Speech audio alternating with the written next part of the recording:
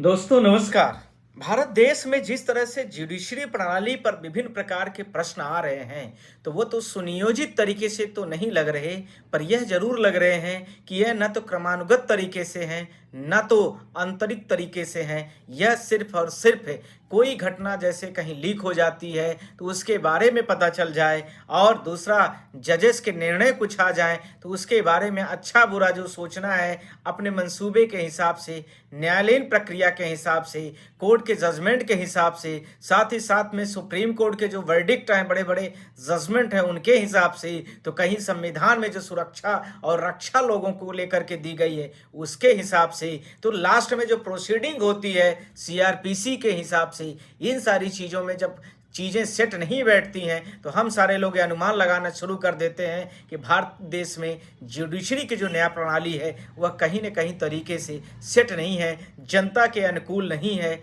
गरीब के अनुकूल नहीं है। अब यह सिर्फ़ और सिर्फ़ बड़े-बड़े लोगों के हाथ में घूमने वाली कठपुतली की तरह कहीं-कहीं होती जा रही है। खासकर मैं ऐसी जगहों पर न्यायालय में ज़रूर ज़्यादातर दिखने को मिलने लगा है, जो कि लोअर कोर्ट्स कह सकते हैं या हाई कोर्ट के लेवल पर यह ज़्यादातर अभिप्राय और प्रचलित हो गया है। उदाहरण के तौर पर मैं इलाहाबाद की एक घटना को आप लोगों के सामने प्रस्तुत करने जा रहा हूं, जो इलाहाबाद के हाई कोर्ट के जस्टिस मिस्टर मिश्रा, इनका नाम है जस्टिस राम मनोहर मिश्रा। इनके पास एक क्रिमिनल रिवीजन का केस आता है,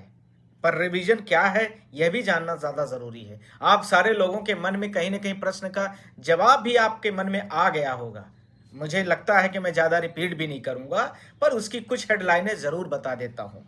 एक महिला अपनी बेटी के साथ में अपने देवरानी अर्थात अपनी जो उनकी छोटी देवर की जो वाइफ है, उसके घर से अपने घर की तरफ कासगंज जिले की रहने वाली महिला अपने गांव से दूसरे गांव की तरफ जा रही है, या मान लीजिए उसी गांव की रहने वाली महिला अपने एक घर से दूसरे घर की तरफ जाती रहती है। उनके साथ में उनकी बेटी भी साथ में रहती है, पर बेटी थोड़ा सा कुछ गांव के ही लोग 2-3 लोग मिलते हैं और वो पिताजी अपने माँ से कहती है, वो लोग आके पूछते हैं कि हम इस घर में जा रहे हैं या गांव में ही जा रहे हैं, हम सब गांव के ही रहने वाले हैं, तो हम उधर जा रहे हैं, तो बेटी के आपको छोड़ देंगे। सारी चीज़ों को कहने पर ये जो पीड़िता की माँ थी अर्थात जो बच्ची की माँ थी, उसने भावुकता के आधार पर, गांव के लोग होने के आधार पर, जान पहचान के होने के आधार पर, साथ ही समाज के लोगों के होने के आधार पर और पढ़े लिखे की तरह दिखने के आधार पर उन्होंने यह निर्णय ले लिया स्वाभाविक तौर से कि चलो कोई बात नहीं, मेरी बेटी थक गई है, इसको लेते जाओ और छोड़ देना, मैं धीरे धीरे चली आऊँगी। यह इस प्रश्न की शुरुआत होती है, यह इस केस की यहाँ से यह पूरी सारी चीज़ों का घटनाक्रम का विकास हो रहा है। पर इन तीनों लोगों के मन में कहीं न कहीं बहुत तरह की चीज़ें कहीं चल रही थी। वो 3 लोग कौन से थे यह भी जानना ज़रूरी था। गाँव का एक पवन, दूसरा आकाश और तीसरा अशोक, ये तीनों ने मिल करके उस बच्ची को साथ में लेके चल देते हैं बाइक्स में बैठाते हैं, पर कुछ दूर ले जा करके, पर इनकी नियति में पूरी तरीके से खोट था। इनको कोई बड़े जघन्य अपराध की तरफ इस घटना को परिणात्मक रूप से बदलना चाह रहे थे। तो इन लोगों ने क्या किया कि उस लड़की को कुछ जैसे ही थोड़ा अंधेरा होता है, दूर तक ले जाने के बाद किसी पुल के पास में लेके जाते हैं और उसके साथ में कपड़े उसके फाड़ना और उसके शारीरिक जो भी चीज़ें फिजिकली असल्ट करने की कोशिश की शुरुआत कर दिए। गाड़ी को पुल के सामने उतार करके खड़ी करते हैं और उस बच्ची को पुल के नीचे ले जाने की कोशिश करते हैं, साथ में उसके सारे कपड़े फाड़ देते हैं। इन चीज़ों को लेकर के जब लड़की काफ़ी तेज़ी से चिल्लाती है, तो वहाँ राहगीर जो 2-3 लोग होते हैं वो दौड़ के आते हैं और बच्ची को बचाने की पूरी कोशिश करते हैं। जैसे ही बच्ची को कोशिश करते हैं, ये तीनों बच्चे अपने तमंचे निकालते हैं। देखिए उत्तर प्रदेश में कितनी खौफनाक घटनाएं हैं। तमंचा मतलब जिसको हम लोग ये कह सकते हैं कि गांव में जो भी आपराधिक नाम होता होगा, मैं ज़्यादा नहीं समझ पा रहा हूँ, पर मुझे जो लग रहा है तमंचे का मतलब वो कट्टा वट्टा जो गांव में कहते होंगे वो हो सकता है, अर्थात पूरे गुंडेगर्दी के दम करने के हिसाब से और इस घटना को दूसरे रूप में परिणित करने के हिसाब से, रैप के तरफ परिणित करने के हिसाब से उस लड़की के साथ पूरी घटना का क्रम को वर्णनात्मक तरीके से इल्जाम देने की कोशिश करते हैं। पर उन दो जो लोग राहगीर होते हैं वो दौड़ के आते हैं और उनसे यह भी, जैसे वो पहुंचते हैं तो उनको तमंचा उनके ऊपर लगा देते हैं और कहते हैं कि इसके बारे में कुछ भी बोला तो तुमको जान से मार दूंगा। क्यों लगता है मुझे कि वो सब एक दूसरे को जानने वाले ही होते हैं। क्यों? क्योंकि गांव के आसपास के लोग होते हैं, तभी तो उस बच्ची को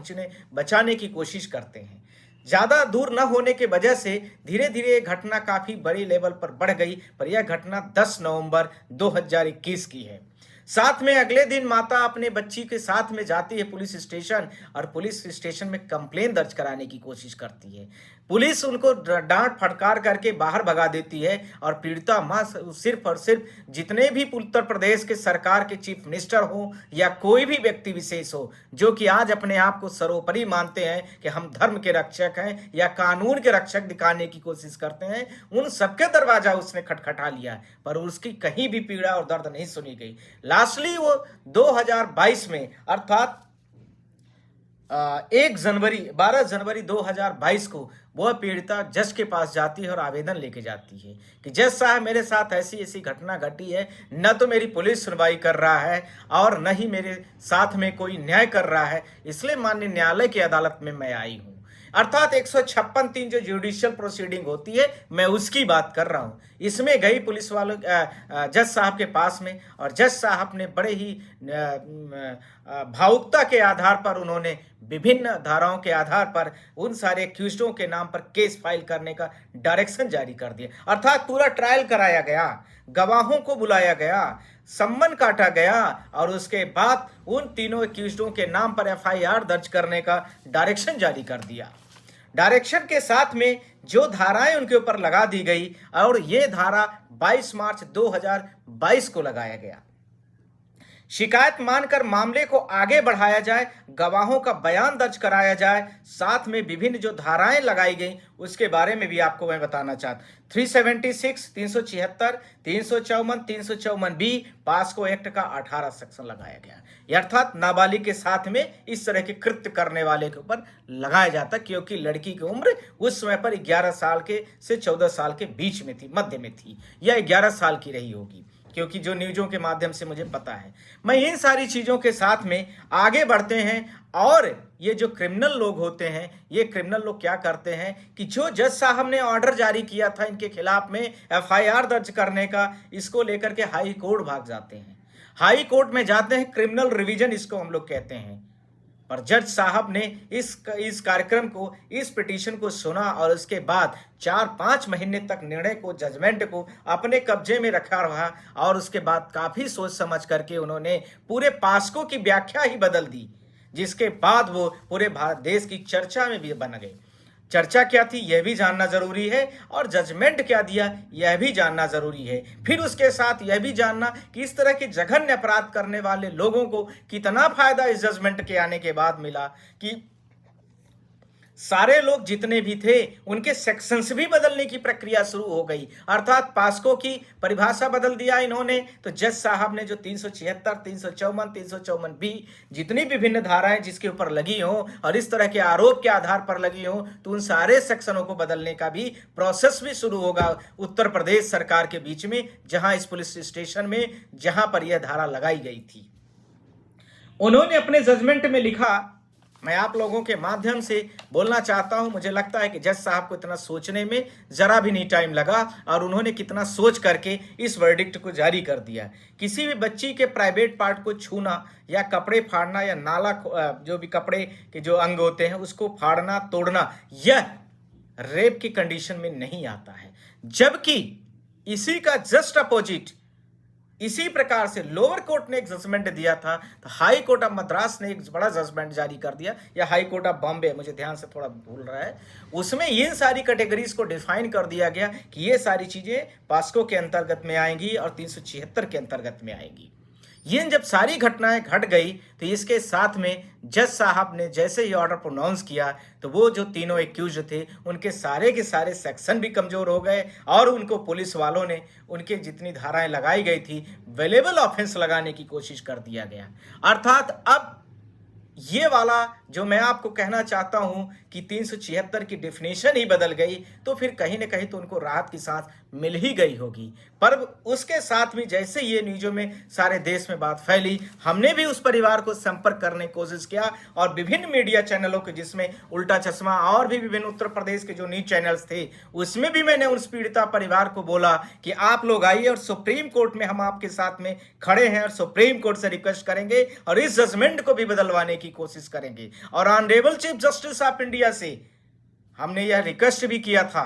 इन चैनलों के माध्यम से और वैसे भी कि ऑनरेबल इसमें आप सू मोटो लीजिए और कग्निजेंस ऑफेंस को तत्काल बदलने की कोशिश करिए। मैं बार बार रिपीट कर रहा हूं, आप लोग उल्टा चश्मा और विभिन्न तरीके के जो न्यूज चैनल्स हैं उनमें देख भी सकते हैं। ये सारी घटनाओं के साथ में अब इस समय पर पार्लियामेंट भी चल रही थी। ऐसा लग रहा था कि वकील वहां पर जो सुप्रीम कोर्ट के हैं वह भी क्वेश्चन पार्लियामेंट में उठा सकते हैं कि क्या इस प्रकार की घटनाओं को रेप से बाहर कर देना चाहिए, क्या नया भारतीय न्याय संहिता जो बनी है क्या उसकी परिभाषा बदल गई है, क्या पास्को एक्ट में जो चीजें दी गई हैं वो भी बदल गया है, क्या रेप की घटनाओं की जो परिभाषाएं होती हैं उनकी बुनियादी और प्रस्तावनाएं बदल दी गई। नहीं, ऐसा नहीं था, सिर्फ और सिर्फ जज साहब की मानसिकता बदल दी गई थी और जज साहब ने उसके आधार पर निर्णय लिया था। Honourable chief justice of India ने कल रात को इस मैटर पर सू मोटो ले लिया और आज उस मैटर को लिस्ट करा दिया जस्टिस गवई के बेंच पर। इसके साथ में ही बीच में इसमें एक पीआईएल भी आती है, जनहित याचिका जिसको हम लोग कहते हैं, जिसमें ऑनरेबल से बोला जाता है कि ऑनरेबल ये जो पॉस्को के और रेप की घटनाओं को लेकर के ऑनरेबल इलाहाबाद का जो निर्णय आया है वह कहीं न कहीं कुठाराघात करता है, पीड़िता लोगों को यह कहीं न कहीं पर और पीड़ित करता है, साथ में अपराधियों को और मनोबल बढ़ाता है। तो ऐसे चीज़ों को लेकर के आप इस वर्डिक्ट को तत्काल करिए। ऑनरेबल ने यह जरूर आश्वासन दिया कि इसका कुछ करेंगे, पर इसके साथ में उसको डिसमिस भी कर दिया। आज सुनवाई के दौरान पर ऑनरेबल्स ने यह बोला कि जिस प्रकार से इलाहाबाद हाई कोर्ट के जस्टिस ने ये निर्णय दिया है वह एक निर्मम है, निर्मम शब्द यूज किया है, निर्मम है, संवेदनहीन है। और इसके साथ में उन्होंने यह भी बोला कि यह जजमेंट हम पूरी तरीके से फिर से स्टे ऑर्डर लगाते हैं और पुरानी जो चीज़ें थी उस चीज़ों को फिर से लागू करते हैं। इसी के साथ में उन्होंने इस जजमेंट के मोमेंट्स पर यह भी बोला कि यह परिभाषा जो दी गई है इसको हम सर्वोपरि तरीके से इस परिभाषा को ही बदल रहे हैं, नष्ट कर, अर्थात जो जस्टिस मिश्रा का जजमेंट था उसको कहीं ना कहीं पर सुप्रीम कोर्ट आज रोक लगा दिया। और इसके साथ में ही जो पीड़िता परिवार था, मैं आपको इस वीडियोस के माध्यम से बोल रहा हूं कि उनकी जो गुहार थी, जो हमने बोला था उस दिन रिक्वेस्ट करके कि आप चिंता मत करिए, आप ऐसा नहीं सोचेंगे कि आपके साथ अन्याय हुआ है, हम आप लोग आपके साथ में समस्त सुप्रीम कोर्ट के वकील आपके साथ खड़े हैं। और जाहिर सी बात है सब लोगों की जो बच्ची के साथ में, पीड़िता के साथ में ऐसी घटना घटी, उस सब के लिए हम लोग दुखी थे और हम लोगों ने, सब लोगों ने आपके साथ में यह सारी चीज़ों को लेकर के खड़े हैं और खड़े रहेंगे भविष्य में। जिसमें सुप्रीम कोर्ट ने आज सुमोटो लिया और उसमें स्टे ऑर्डर जारी किया, साथ ही साथ में ऐसे खौफनाक अपराधियों की परिभाषा नहीं बदली जा सकती है। आज यह निर्मम और संवेदनहीन जजमेंट दे करके कोर्ट ने इस चीज को बाद में मैटर के लिए लिस्ट कर दिया।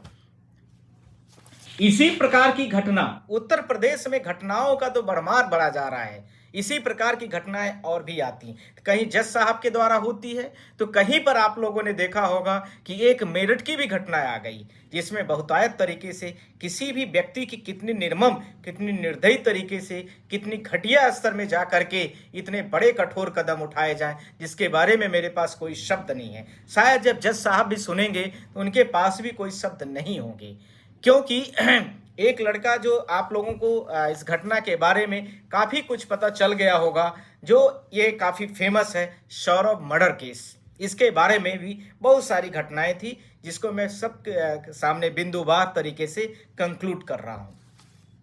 सौरभ एक गवर्नमेंट एम्प्लॉई रहता है, उदाहरण के तौर पर मैं पेश कर रहा हूं। भारत देश की कितनी जघन्य अपराध अब बढ़ते जा रहे हैं, इसका कारण क्या है उसके बारे में भी मैं बात करना चाहूँगा आप लोगों से।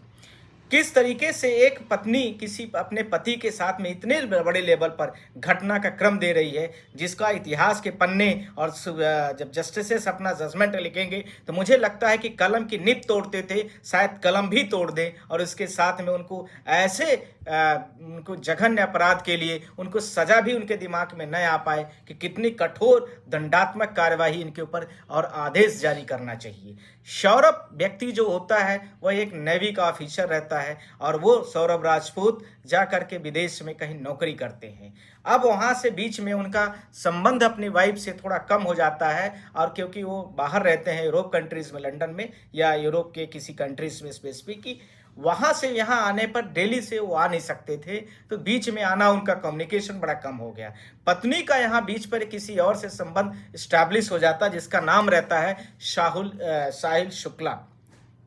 जी, साहिल शुक्ला।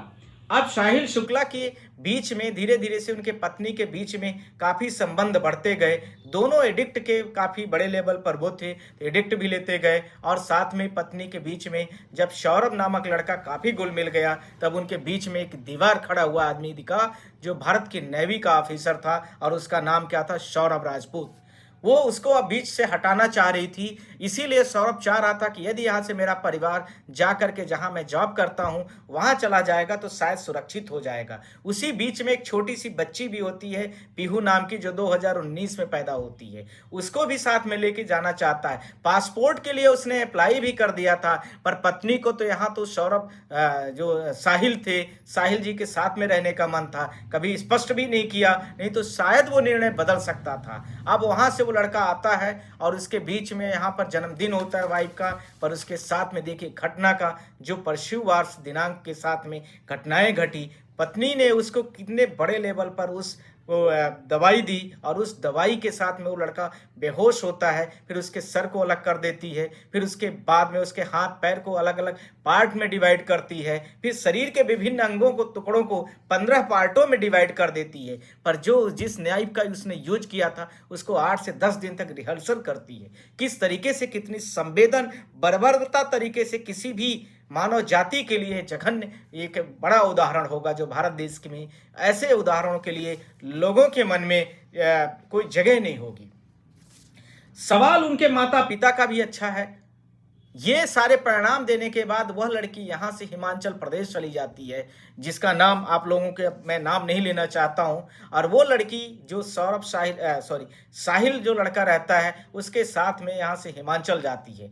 पर उसके साथ में सौरभ का मोबाइल भी अपने साथ में ले जाती है। जब उसके घर परिवार और माता पिता के मोबाइल से उसको कॉल जाता है तो बार बार यही करके डाइवर्ट करती है कि कहीं बिजी है, तो किसी पार्टी में गए हैं, तो कहीं और गए। यह नहीं बताने की गई, ये कोशिश कर पाई कि वो परमानेंट ही पार्टी में चले गए हैं, या परमानेंट ही उनकी विदाई हो गई है, या परमानेंट ही नहीं दिख रहे हैं। ऐसे शब्दों का उल्लेख उसने कहीं भी नहीं किया। सिर्फ और सिर्फ अपने बचाव के लिए वह इधर से उधर डाइवर्ट करती रही। पर जैसे ही उस दिन उसके घर में उसकी माँ का फोन आता है, क्योंकि वो जो छोटी बच्ची रहती है वो बच्ची को अपने माँ के पास छोड़ के जाती है। माँ के पास से बच्ची बार बार अपने पिता से लगाव होने की वजह से बार बार फोन करती है, और उस दौरान पर जब बच्ची का बार बार फोन आता है तो वो लड़की लौट के आती है, जो इस विक्टिम की मेन मास्टरमाइंड है। दोनों यानी इसके साथ में जो वो लड़का रहता है जिसका नाम साहिल शुक्ला है, और उसके साथ में जो वो लड़की है, ये दोनों मिल के रस्तोगी, दोनों मिल के ये मास्टरमाइंड की जो प्लान किए रहते हैं।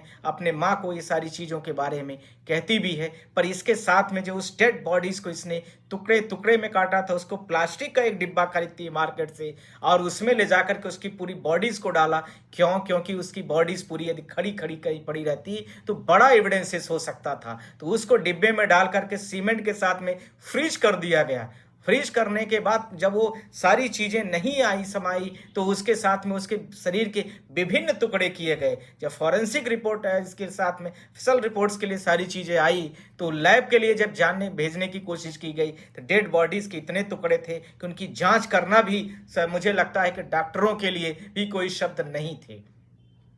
ऐसे पोस्टमार्टम तो डॉक्टरों ने भी जिंदगी में कभी नहीं सोचा होगा कि भारत देश में एक मानव व्यक्ति अपने पत्नी और पति के बीच में इस प्रकार की घटनाएं किसी थर्ड पार्टी के आने के साथ में कर सकता है। ये जो इतिहास के ये जो इस प्रकार की घटनाएं इस देश में फैल रही हैं, ये इसके सिर्फ दो कारण हैं। जैसे थर्ड पार्टी का किसी का एंट्री होना, या इसके साथ में